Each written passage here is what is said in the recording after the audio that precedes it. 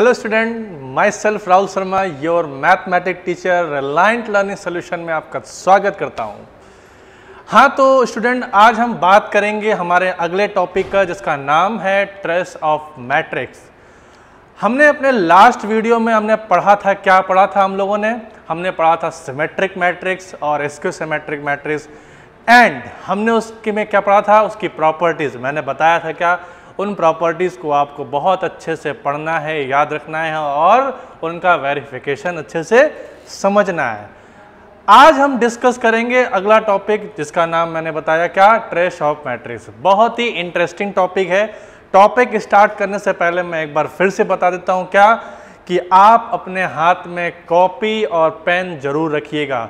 और आज का जो टॉपिक है ये काफ़ी इम्पॉर्टेंट है। इसलिए इम्पॉर्टेंट है कि आपकी most of the academic books में ये टॉपिक अवेलेबल नहीं होता है, लेकिन ये पूछा बहुत जाता है टॉपिक बोर्ड के point of view and another competition exam के पॉइंट ऑफ व्यू भी। ओके, तो आइए शुरू करते हैं ट्रेस ऑफ मैट्रिक्स।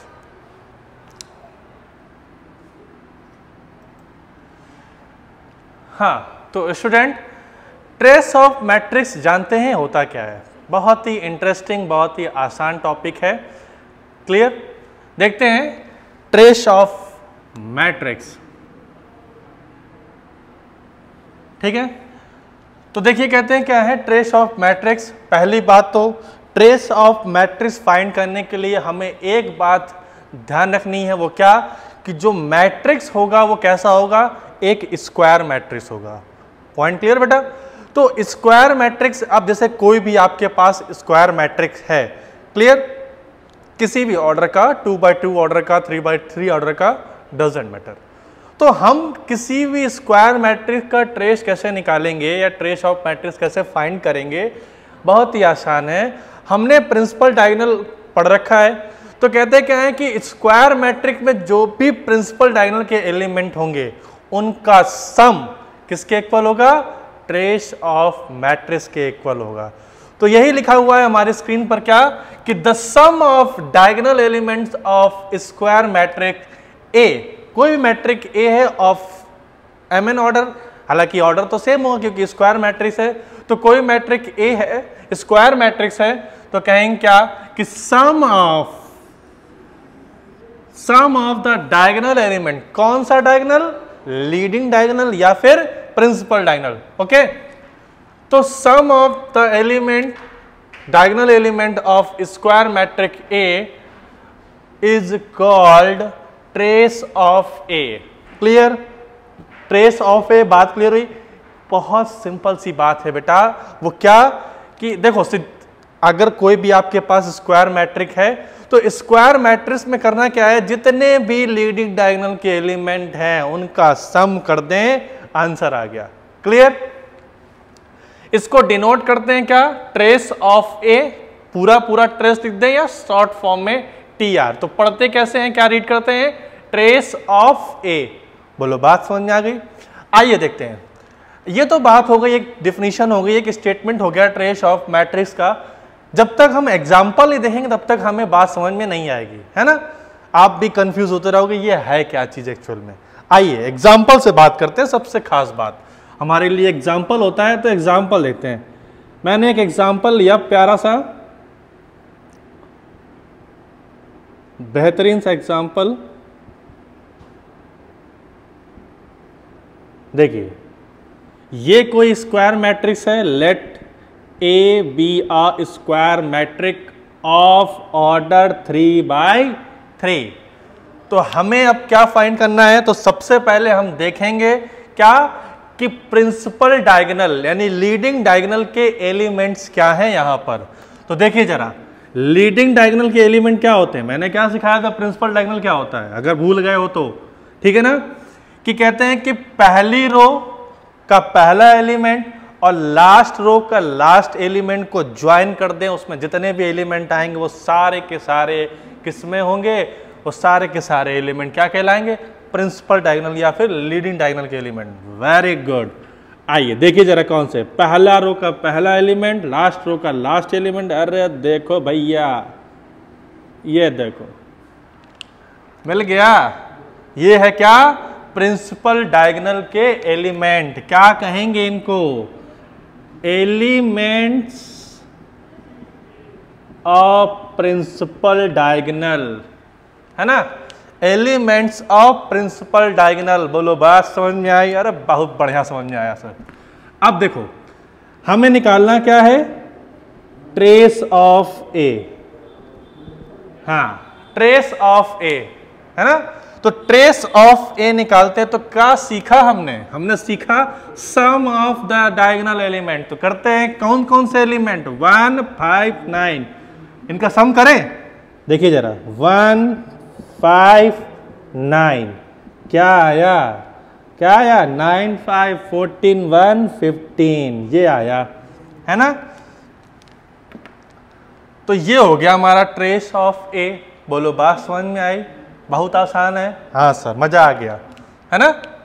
एक और एग्जांपल देख लेते हैं। मैंने कहा कोई मैट्रिक्स लिया इस बार बी, लेट कर लिया मैट्रिक्स बी, और उसके एलिमेंट मैंने कुछ लिए इस तरह से, i स्क्वायर 0 2 और 1, है ना। ऐसा कोई मैट्रिक्स ले लिया। देखिए ये भी कैसा मैट्रिक है, स्क्वायर मैट्रिक है ना। हाँ, स्क्वायर मैट्रिक्स है, 2 बाय 2 ऑर्डर का। अरे बोलो बात समझ में आई? हाँ, दूसरी बात क्या समझनी है इसमें कि लीडिंग डायगोनल के एलिमेंट क्या है बच्चों। तो लीडिंग डायगोनल के एलिमेंट क्या है, वो ये है, ठीक है ना, क्लियर। अब जरा देखिए इसका ट्रेस कैसे निकालेंगे। तो ट्रेस ऑफ ए कैसे लिखेंगे, तो क्या होता है, सम ऑफ द डायगोनल एलिमेंट्स, मतलब i स्क्वायर प्लस 1। और i क्या है यहाँ पे बच्चों, क्लास 11th याद है, i मतलब आयोटा, कॉम्प्लेक्स नंबर चैप्टर। तो i है iota, class 11th complex number chapter का नाम। तो फिर आपको पता ही होगा क्या कि i स्क्वायर की वैल्यू क्या होती है। तो आंसर आएगा क्या सर, -1। अरे यही तो सीखा था पूरे 11th में, है ना। समझ में आया क्या, ट्रेस ऑफ मैट्रिक्स क्लियर हुआ? बहुत बढ़िया सर, मजा आ गया, है ना। अब देखते हैं क्या कि ट्रेस ऑफ मैट्रिक्स जान लिया हम लोगों ने। अब जैसे कि हमने इतने लेक्चर्स देख रखे हैं, तो एक बात तो ऑब्वियसली कैप्चर की होगी कि जो भी टॉपिक पढ़ते हैं हम पहले टॉपिक के बारे में जानते हैं, उसके एप्लीकेशन सीखते हैं। एप्लीकेशन का मतलब जो उससे रिलेटेड प्रॉब्लम होते हैं। फिर उसके बाद सबसे इंपॉर्टेंट बात होती है क्या, प्रॉपर्टीज ऑफ गिवन टॉपिक। तो अब हम भी वही बात को फिर से आगे कंटिन्यू करेंगे और सीखते हैं क्या, properties of trace of matrix. Okay बच्चों, आइए देखते हैं। बच्चे देखते हैं क्या, properties of trace of a matrix. बहुत ही इंपॉर्टेंट, बहुत ही आसान। इंपॉर्टेंट का मतलब ये नहीं होता है कि वो बहुत कठिन है। इंपॉर्टेंट का मतलब ये है कि वो बातें बहुत पूछी जाती हैं, है ना। इंपॉर्टेंट बोला तो घबरा गए वहीं से, अरे दादा रे क्या हो गया, ये तो इंपॉर्टेंट है, कैसे समझ में आएगा ना। इंपॉर्टेंट का मतलब सिर्फ इतना होता है बेटा क्या, कि वो बहुत पूछा जाता है, यूजफुल बहुत है हमारे एकेडमिक्स लेवल्स के लिए, हमारे कंपटीशन के लिए। हालांकि ये चीज़ वैसे भी मैंने पहले ही कहा है क्या, कि आपकी बहुत ही कम बुक में मिलेगा, जो भी आपकी एकेडमिक बुक में चल रही होंगी, ठीक है ना। आइए देखें, तो पहली प्रॉपर्टी वो क्या है कि trace of a plus b या फिर trace of a minus b को हम क्या ले सकते हैं, individually trace of a plus minus trace of b, ठीक है ना। अगर प्लस है तो प्लस, माइनस है तो माइनस। Point clear. कैसे मानेंगे सर हम, मैंने एक मैट्रिक्स लिया A जिसके एलिमेंट हैं 2 4 6 8, है ना। एक मैट्रिक्स और ले लिया जिसके एलिमेंट है -1 0 3 -2। ये कोई दो एलिमेंट ले लिए, दोनों स्क्वायर मैट्रिक्स है ना बेटा। हाँ, दोनों स्क्वायर मैट्रिक्स हैं। तो पहले हम क्या करेंगे, इसकी लेफ्ट हैंड साइड को वेरीफाई करेंगे। तो कैसे करेंगे, पहले दोनों को ऐड करेंगे। आओ ऐड करते हैं हम, एक हम निकाल लें दूसरा आप निकालेंगे, प्लस हम कर दे रहे हैं माइनस आप कर लेंगे ना। हाँ, करना पड़ेगा। अब देखो, अब देखो दोनों को ऐड करते हैं, अब तो सीख चुके हैं ना, इतना डायरेक्ट करें ना, क्या आएगा यहाँ पर 2 - 1 यानी कि 1 आ जाएगा, यहाँ 4 हो जाएगा, यहाँ 9 हो जाएगा और यहाँ पर 6 हो जाएगा, है ना, बहुत आसान है। ओके, अब बारी आती किसकी, trace of A plus B की। तो trace of A plus B, ये है तो एक स्क्वायर मैट्रिक्स और इसका ट्रेस क्या आएगा 1 + 6। भाई इसी के तो सम करेंगे, तो कितना आया trace of A plus B 7 आया, है ना। तो ये तो हमारा लेफ्ट हैंड साइड था। अब हम क्या करें, अगर इंडिविजुअली निकालें तो आओ जरा इंडिविजुअली निकाल लो, इसमें डरना क्या। तो ट्रेस ऑफ ए देखो क्या आएगा, एलिमेंट क्या है इसके, देखिए जरा, ये है ना एलिमेंट 2 और 8, तो 2 + 8 क्या आ गया 10, 2 + 8 10 हो गया। अब जरा देखिए ट्रेस ऑफ बी कितना आएगा, वो है क्या, वो ये एलिमेंट है सारे, -1 -2 यानी कि -3। अब जरा देखो क्या देखना है कि trace of A plus trace of B कितना होगा, ये है 10, ये है -3, आंसर क्या आया 7। अरे बोलो भैया, बच्चों वेरीफाई हो गया ना। तो यानी कि पहली प्रॉपर्टी क्लियर हो गई क्या, कि हम या तो trace of A plus B एक साथ कर लें, मतलब कहने का पहले एक प्लस बी कर लें फिर उसका ट्रेस निकाल लें, या फिर उसको सेपरेट कर लें, ठीक है ना। अब यहां पर अपना खुराफात वाला दिमाग में चलाना कि ट्रेस का मल्टीप्लाई हो गया, है ना, ट्रेस का मल्टीप्लाई हो गया तो बस चला, तो हम ट्रेस से ट्रेस कैंसिल भी कर दें, है ना। सेकेंड पॉइंट आते हैं। सेकेंड पॉइंट क्या कह रहा है कि trace of k into A is equal to k times of trace a, मतलब k क्या है, k क्या है बच्चा, तो k है बच्चों, k is a scalar, k क्या है, कोई भी स्केलर है ना। हाँ, तो देखिए जरा क्या बात कही गई है, हमने कोई मैट्रिक्स लिया a -1 0 2 4, ये कोई है मैट्रिक्स है A, हमने कह दिया इसमें 3 से मल्टीप्लाई करा दिया, 3 कोई स्केलर है तो मल्टीप्लाई कराएंगे तो क्या होगा -3 0 6 और 12, ये आ गया। अब इसका हमें ट्रेस निकालना है, तो कैसे निकालेंगे ट्रेस, तो ट्रेस क्या होगा, इन सब का सम -3 + 12 इट मीन्स 9, ये आ गया ट्रेस। अब इसके जगह हम ये भी कर सकते हैं कि पहले ए का हम ट्रेस निकाल लें, उसके बाद उस ट्रेस में हम स्केलर 3 से मल्टीप्लाई कर दें, आंसर दोनों ही केस में क्या होगा, सेम होगा। देखिए जरा कि ट्रेस ऑफ ए निकालते हैं, वो क्या आएगा, एलिमेंट तो वो ये होंगे -1 and 4, -1 4 इट मीन्स 3, ओके। अब हमें निकालना है 3 times of trace of A, that is 3 × 3 9।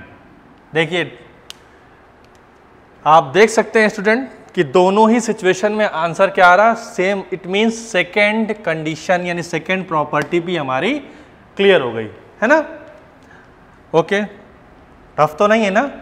अब थर्ड प्रॉपर्टी, ये प्रॉपर्टी सबसे इंपॉर्टेंट प्रॉपर्टी में से एक है, हालांकि हैं सारी लेकिन ये सबसे ज्यादा इंपॉर्टेंट है और इसका सबसे ज्यादा यूज भी होता है।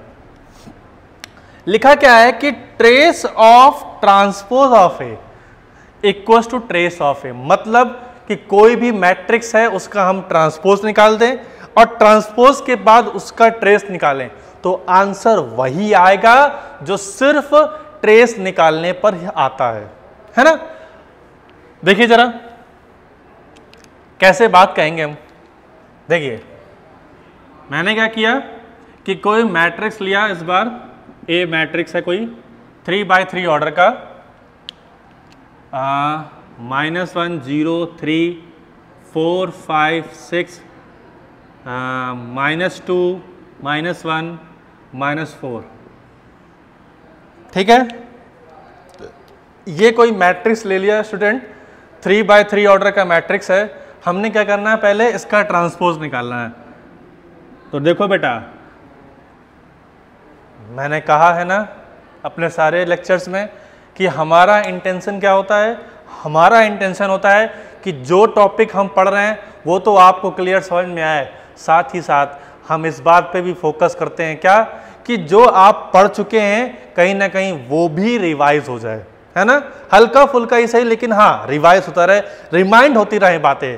क्योंकि ऐसा होता है ना कि हाँ हम स्टूडेंट हैं, इतना हमें ध्यान नहीं रहता अपने करियर को लेके कि हम खुद से रिवाइज करते रहें, और जो करते हैं वो डेफिनेटली सक्सेस होते हैं। लेकिन हमारा काम क्या है, हमारा काम ये है कि सारी चीज़ें फोकस करते हुए, सारी चीज़ों को ध्यान में रखते हुए। तो देखिए जरा फिर से देखो, हम ट्रांसपोज लेके आए, देखो तो देखिए ट्रांसपोज क्या होगा इसका, तो इंटरचेंजिंग रो टू कॉलम, तो रो को कॉलम में चेंज करते हैं, -1 0 3 4 5 6 -2 -1 -4, चेंज हो गया, हो गया। तो जरा देखो इसका ट्रेस क्या आएगा, ये होंगे एलिमेंट, तो -1 +5 -4, क्या आ गया आंसर, 0, है ना। और यहां पर देखिए क्या ये एलिमेंट चेंज हुए, नहीं, ट्रांसपोज करने पर प्रिंसिपल डायगोनल के एलिमेंट पर कोई चेंजमेंट नहीं आता है। इसका मतलब ये जब बात क्लियर है, जब हमें उन्हीं एलिमेंट से मतलब है, बाकी एलिमेंट से हमें क्या लेना देना।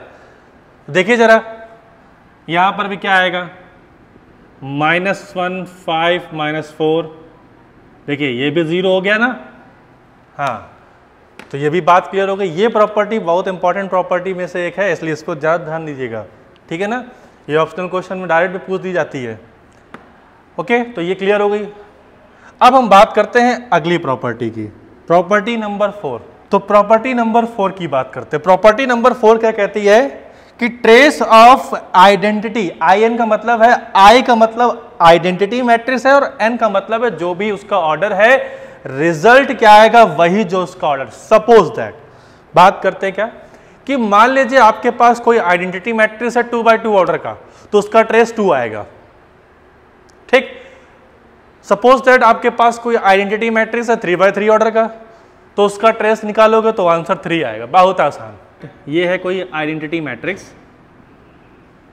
1 0 0 1, कौन सा ऑर्डर का है, 2x2 ऑर्डर का है ना। तो 2x2 ऑर्डर का आइडेंटिटी मैट्रिक्स है, तो मैंने क्या कहा कि जो भी उसका ऑर्डर होगा वही उसका ट्रेस होगा। जरा देखते हैं ये बात कैसे। तो ट्रेस ऑफ आई क्या आएगा, 1 + 1 यानी कि 2 ही उसका ऑर्डर था, और 2 ही देखो आया, है ना। अभी भी समझ में नहीं आया, अभी भी नहीं समझ में आया तो अब समझो। अब हम आइडेंटिटी मैट्रिक्स ले रहे हैं 3x3 ऑर्डर का, है ना। अब इसका ट्रेस देखो क्या आएगा, 1 + 1 + 1, क्योंकि यही तो उसके एलिमेंट्स हैं, तो आंसर क्या आया, 3। ऑर्डर 3x3, तो देखो क्या आया आंसर, 3। तो यही लिखा गया क्या, अब ऑर्डर उसका n/n होगा तो आंसर क्या आएगा, n आ जाएगा। तो वही लिखा है क्या, trace of I n equals to n। Point clear हुआ इसका, ठीक है ना। अब हम बात करते हैं अगला, तो ये बिल्कुल इसी से रिलेटेड है। अब कह रहा है कि ट्रेस, ये 0 का मतलब क्या है, ये 0 का मतलब है जीरो मैट्रिक्स। अब जीरो मैट्रिक्स कैसी मैट्रिक्स होती है, तो बच्चों जीरो मैट्रिक्स इसके सारे एलिमेंट 0, कैसा एलिमेंट, सारे एलिमेंट 0, तो ऐसे मैट्रिक्स को जीरो मैट्रिक्स कहते हैं। अब सारे एलिमेंट में प्रिंसिपल डायगोनल के भी एलिमेंट आ गए, तो यानी ये जो एलिमेंट दे रखा है ये भी 0 होगा। तो भैया 0 + 0 + 0 आंसर 0, कितने भी 0 ऐड करो आंसर 0 आएगा ना। तो क्लियर हो गया ना। इसको कैसे रीड करेंगे, trace of zero matrix always equal to 0, ठीक है ना। अब आते हैं 6 वाले पे, क्या लिखा हुआ है कि trace of A B does not equals to trace of A into trace of B, है ना। प्रॉपर्टी नंबर 6 को प्रॉपर्टी नंबर 1 से रिलेट नहीं करना। मैंने कहा था ना इसीलिए कि इसका मतलब ये नहीं कि ट्रेस का मल्टीप्लाई कर दिया गया है ना। तो तो वही दिमाग लगा लो यहाँ पे कि यहाँ पर है ना, तो trace of A B does not equal to क्या है, trace of A into trace of B, ये इसके इक्वल नहीं होगा।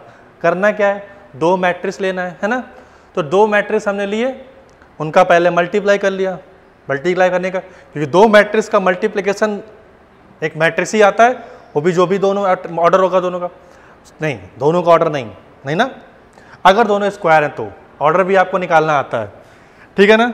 उसके बाद करें क्या, फिर इंडिविजुअली निकाल लें दोनों के अलग अलग ट्रेस और चेक करके देख लें, ऐसा पॉसिबल नहीं होगा, है ना, कर लेंगे ना। हाँ, अब सेवेंथ वाला पार्ट क्या कह रहा है कि trace of A into A transpose always greater than 0, ठीक है ना, ये बात हम आपको वेरीफाई करा देते हैं यहाँ पे, है ना। हमने कहा ए कोई एलिमेंट है -1 2 4 -3, ठीक है, ऐसा कोई मैंने मैट्रिक्स ले लिया 2 by 2 ऑर्डर का, इसका ट्रांसपोज क्या आएगा, -1 2 4 -3, इन दोनों का मल्टीप्लाई। एक बार देखिए फिर से आपको मल्टीप्लिकेशन ऑफ टू मैट्रिसेस सीखने को मिल रहा है ना, रिवीजन एक तरह से। देखिए जरा, तो क्या आया रिजल्ट, -1 +1 2 2 4 1 + 4, है ना, -1 1 हो जाएगा और 2 2 4 हो जाएगा। फिर उसके बाद -4 -6 -4 -6, ठीक है ना। यहाँ पर अब इसकी बारी आएगी सेकेंड रो, -4 -6, भैया देखो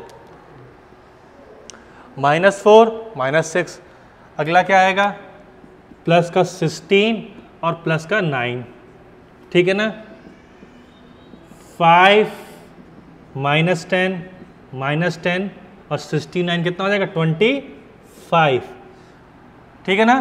तो अब इसका ट्रेस निकाल लें यहाँ पे बेटा, तो जरा देखिए ट्रेस कैसा आ रहा है, trace of A into A transpose कितना आएगा, 5 + 25, this is 30 which is greater than और इक्वल टू 0। पॉजिटिव वैल्यू आ रही कि नहीं आ रही है, एक बार 0 आ सकती है, नहीं तो पॉजिटिव आएगी एट एनी हाउ, क्लियर। तो ये सारी की सारी प्रॉपर्टीज क्लियर हो गई हमारी, है ना बच्चों। तो अब हमारा अगला टॉपिक क्या है बेटा, अगला टॉपिक है हमारा क्या, कॉन्जुगेट ऑफ मैट्रिक्स। बहुत ही अच्छा टॉपिक है, छोटा सा टॉपिक है, इंटरेस्टिंग टॉपिक है, ठीक है ना। तो कॉन्जुगेट ऑफ मैट्रिक्स, तो देखिए बेटा कॉम्प्लेक्स नंबर एक चैप्टर था 11th क्लास में, वहां पर आपने क्या किया था, सपोज दैट कोई भी कॉम्प्लेक्स नंबर दे रखा है आपको, लिखा है कि मान लीजिए x + iy कोई कॉम्प्लेक्स है, तो z = x + iy कोई कॉम्प्लेक्स होता था, तो इसका कॉन्जुगेट क्या लिखते थे, तो कॉन्जुगेट ऑफ z,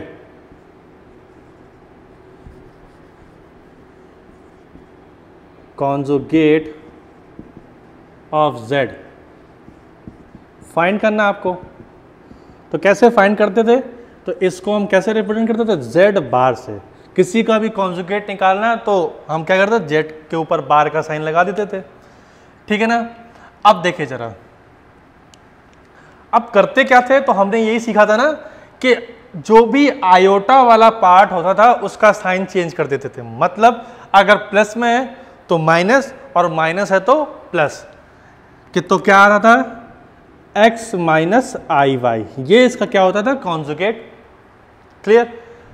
मान लीजिए लिखा है सिर्फ z = i, तो इसका कॉन्जुगेट क्या आएगा, z = -i, है ना। ये तो सीखा था हमने कॉन्जुगेट करना, तो बस यहां पर भी स्टूडेंट हमें वही काम करना है जो हम इसके पहले कर चुके हैं। अब कॉन्जुगेट ऑफ मैट्रिक्स क्या है, मैंने कहा कोई भी मैट्रिक्स है आपके पास m/n ऑर्डर की। अब यहां पर कोई कंडीशन नहीं कि ये स्क्वायर मैट्रिक्स ही हो, किसी भी ऑर्डर का मैट्रिक्स हो, होगा क्या कि जब भी आपको कोई मैट्रिक्स दिखे और उसमें कोई भी कॉम्प्लेक्स एलिमेंट्स हो, ठीक है ना, क्योंकि हमने पहले दिन पहला ही टॉपिक पढ़ा था क्या, कि मैट्रिक्स में एलिमेंट रियल भी हो सकते हैं और कॉम्प्लेक्स भी हो सकते हैं। तो रियल हो या कॉम्प्लेक्स, अब देखिए यहां पर अगर कॉम्प्लेक्स नंबर आपको मिला और आपसे कहा गया कि उसका कॉन्जुगेट फाइंड करना है बेटा, तो कॉन्जुगेट कैसे फाइंड करेंगे, जितने भी कॉम्प्लेक्स फॉर्म में एलिमेंट्स दे रखे हैं उन सब का हम इसी तरीके से क्या कर देंगे, कॉन्जुगेट कर देंगे, हमारा आंसर आ जाएगा, है ना। तो वो हमारा क्या हो जाएगा, कॉन्जुगेट ऑफ मैट्रिक्स ए। अब जरा देखिए यहां पर भी कैसे डिनोट करेंगे, कोई भी मैट्रिक्स दे रखा है, सपोज दैट ए कोई मैट्रिक्स है, तो उसका कॉन्जुगेट क्या आएगा, ए बार। बात समझ रहे हैं ना। तो देखिए जरा यहां पर भी कोई मैट्रिक्स है हमारे पास, ए मैंने कैलकुलेट कर लिया, कोई मैट्रिक्स है किसी भी ऑर्डर का। देखिए जरा कोई मैट्रिक्स है आई स्क्वायर प्लस 1 आई 7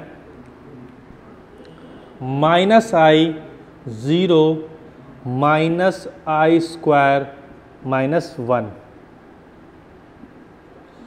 ये उसके एलिमेंट्स हैं।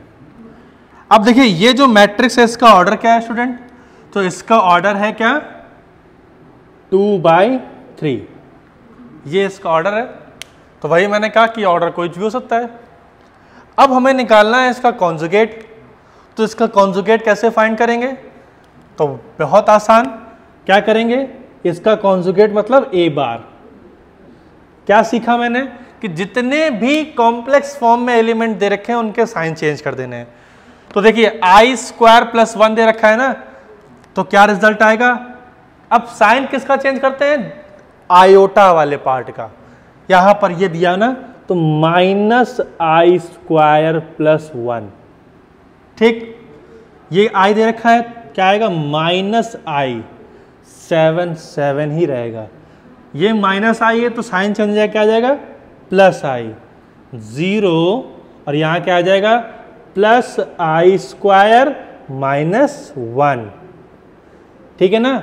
अब ये मत समझना बेटा कि साइन चेंज करना है तो दो ऐसे नंबर दे रखे हैं कॉम्प्लेक्स फॉर्म में, बीच में जो लिखा है उसका साइन चेंज कर देना। आधी अधूरी बात नहीं समझनी है, पूरी पूरी बात समझनी है। और क्या समझना है बच्चों, कि साइन चेंज करना है, लेकिन किसका, आयोटा वाले पार्ट का। क्लियर, हाँ। समटाइम्स, अब क्या, कभी कभी आपको रूट भी मिल जाए तो वहां पर भी उसको रेशनलाइज कर सकते हैं आप, ठीक है ना, रूट वाले एलिमेंट को। ओके, तो समझ पाए ना आप कि कॉन्जुगेट ऑफ मैट्रिक्स क्या होता है ना। अब इसकी कुछ प्रॉपर्टीज हमने पहले कहा कि जो पॉइंट पढ़ेंगे उसकी प्रॉपर्टीज तो पढ़ना हमारा जन्म सिद्ध अधिकार है ना। आदत डाल लो इस बात की, ठीक है ना। तो कॉन्जुगेट ऑफ मैट्रिक्स जान लिया क्या होता है, कैसे फाइंड करते हैं, क्लियर। अब बात करते हैं इसकी प्रॉपर्टी की, है ना। छोटे छोटे से पॉइंट हैं, जान लेते हैं, क्योंकि ऑप्शनल क्वेश्चन में प्रॉपर्टीज बहुत पूछी जाती हैं, है ना। क्योंकि ऑप्शनल क्वेश्चन का काम ही यही होता है कि आपसे डीप नॉलेज भी पूछ ले और टाइम भी बचा ले। देखिए बच्चों, तो properties of a conjugate matrix, ठीक है ना, देख लेते हैं। ठीक है ना, तो प्रॉपर्टीज ऑफ कॉन्जुगेट मैट्रिक्स, कोई भी मैट्रिक्स है ए जिसका ऑर्डर हो सकता है कुछ भी, m/n मान लिया। तो अब देखिए जरा क्या लिखा हुआ है कि अगर हमने किसी का कॉन्जुगेट निकाला और उसका दोबारा फिर से कॉन्जुगेट निकाल दिया तो वही रिजल्ट आ जाएगा जो पुराना मैट्रिक्स था। देखिए जरा, बहुत आसान सी बात है कि अगर मैं आपसे ये कहूं, एक कॉम्प्लेक्स नंबर देता हूं और उसको कॉन्जुगेट के बाद दोबारा कॉन्जुगेट करता हूं, ऑटोमेटिक आपको बात क्लियर हो जाएगी, ठीक है ना। जैसे मैंने कहा कि z कोई नंबर है 1 + i, z कोई नंबर है 1 + i, इसका कॉन्जुगेट निकालते हैं तो क्या आएगा, z बार आएगा। अब कॉन्जुगेट का रिजल्ट क्या होगा इसका, तो आएगा z bar equal to 1 - i। समझ गए। इसका फिर से हम अगर कॉन्जुगेट निकाल दें तो वो क्या हो जाएगा, z बार का होल z बार, है ना। तो वो क्या होगा, अब इसका करेंगे ना कॉन्जुगेट, z बार का कॉन्जुगेट कर रहा हो तो साइन इसका चेंज होगा ना। तो देखिए रिजल्ट वही आ गया कि नहीं आ गया। तो यही तो काम होगा, यही तो काम करते हैं। कोई भी एलिमेंट है उसका कॉन्जुगेट निकाल दिया हमने, ठीक है, आ गया, फिर से उसका कॉन्जुगेट निकाल दोगे तो इसी तरीके से आ जाएगा। ये मान लीजिए उस मैट्रिक्स, कोई भी गिवन मैट्रिक्स है, उसका एक छोटा सा पहला एलिमेंट है मान लीजिए, तो काम तो यही करना होता है ना। तो समझ गए ना बात पहली प्रॉपर्टी का। हाँ, ये इंपॉर्टेंट प्रॉपर्टी है। अब देखिए जरा, फॉर मैट्रिक्स बी, अब कोई एक मैट्रिक्स ए तो है हमारे पास, बी भी कोई मैट्रिक्स आ गया m/n ऑर्डर का, ठीक है ना। अब देखिए हम दोनों को ऐड कर रहे हैं, तो ये बात तो अंडरस्टूड है, ये बात बार बार नहीं बताऊंगा मैं कि दो मैट्रिसेस का एडिशन कब पॉसिबल है। तो कब पॉसिबल है, पॉसिबल कब है, जब दोनों के ऑर्डर क्या हो, सेम हो। तो अगर हम a प्लस बी कर रहे हैं, इसका मतलब ये बात अंडरस्टूड है कि दोनों का ऑर्डर क्या है, सेम है। अब क्या करते हैं, दोनों का ऐड करने के बाद अगर हम कॉन्जुगेट निकालते हैं, तो उससे बेटर ऑप्शन ये भी है कि पहले हम क्या कर लें, दोनों को कॉन्जुगेट कर लें, देन ऐड करें। दोनों ही बातें एप्लीकेबल है, आंसर दोनों से ही सेम आएंगे। आओ जरा देखो,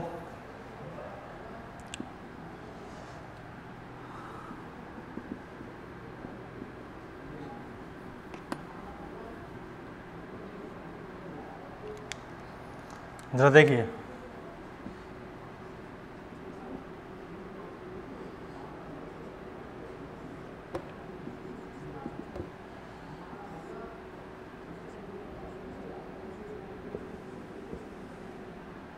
हाँ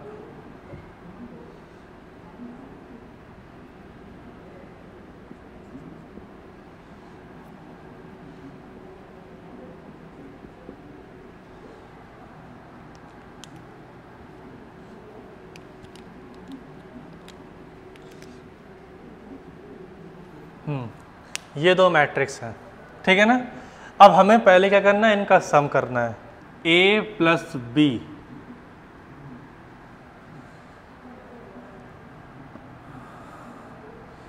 तो i माइनस 2i तो माइनस i हो जाएगा, और माइनस i और 3i तो क्या हो जाएगा, 2i हो जाएगा, 1 और 3 4 हो जाएगा, और 5 और 2 7 हो जाएगा, है ना बच्चों। अब देखिए जरा, a प्लस बी का कॉन्जुगेट क्या आएगा, देखिए जरा, ये i हो जाएगा, ये माइनस 2i हो जाएगा, ये 4 हो जाएगा, ये 7 हो जाएगा, है ना। देखिएगा ये आया लेफ्ट हैंड पार्ट इसका, क्लियर।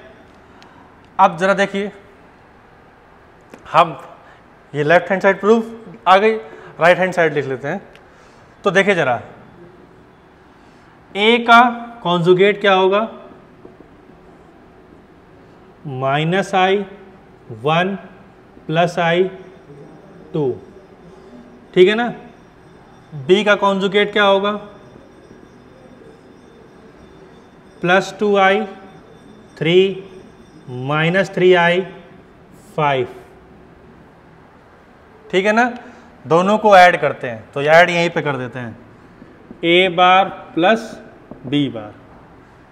देखिए जरा, 2i और माइनस i क्या आएगा, i माइनस 3i और i माइनस 2i, और क्या आ जाएगा, 3 और 1 4 5 और 2 7। देखो बेटा दोनों रिजल्ट सेम है कि नहीं। तो ये बात भी क्लियर हो गई, है ना। तो सेकेंड प्रॉपर्टी भी आसानी से क्लियर हो गई। थर्ड प्रॉपर्टी में क्या है, थर्ड प्रॉपर्टी कह रहा है कि अगर दो मैट्रिक्स का हमने प्रोडक्ट कर दिया, तो दो मैट्रिक्स का अगर प्रोडक्ट किया उसके बाद कॉन्जुगेट किया, तो वही रिजल्ट आएगा, जो ये थोड़ा सा एरर है यहाँ पे, देखिए वही रिजल्ट आएगा जो A कॉन्जुगेट और B कॉन्जुगेट का मल्टीप्लाई करने के बाद आएगा। पहले क्या करना हमें कि दोनों का हम क्या कर लें, कॉन्जुगेट निकाल लें। तो दोनों का कॉन्जुगेट निकाल लें, फिर हम क्या करना है कि दोनों का मल्टीप्लिकेशन कर लें अगर पॉसिबल है तो, फिर कॉन्जुगेट निकालें। या फिर आप ये भी कर सकते हैं क्या कि पहले का कॉन्जुगेट दूसरे का conjugate then multiply, result will be same, result same ही आएगा। ओके, अब देखिए फोर्थ प्रॉपर्टी क्या कह रहा है, थर्ड क्लियर हो गई हमारी बेटा।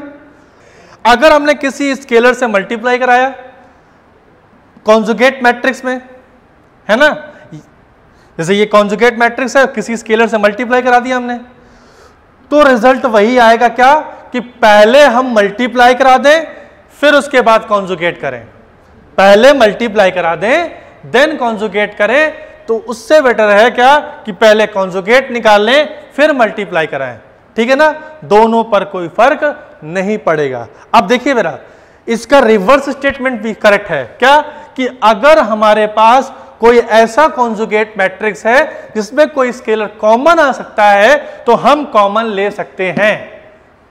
अब स्केलर तो स्केलर होता है, कोई इमेजिनरी या कॉम्प्लेक्स नंबर नहीं होता है। पॉइंट क्लियर है ना? हाँ, तो दोनों ही बातें क्लियर हुई ना कि या तो हम पहले मैट्रिक्स में स्केलर से मल्टीप्लाई करा दें फिर उसके बाद कॉन्जुगेट करें, या फिर पहले कॉन्जुगेट निकाल दें फिर स्केलर से मल्टीप्लाई कराएं।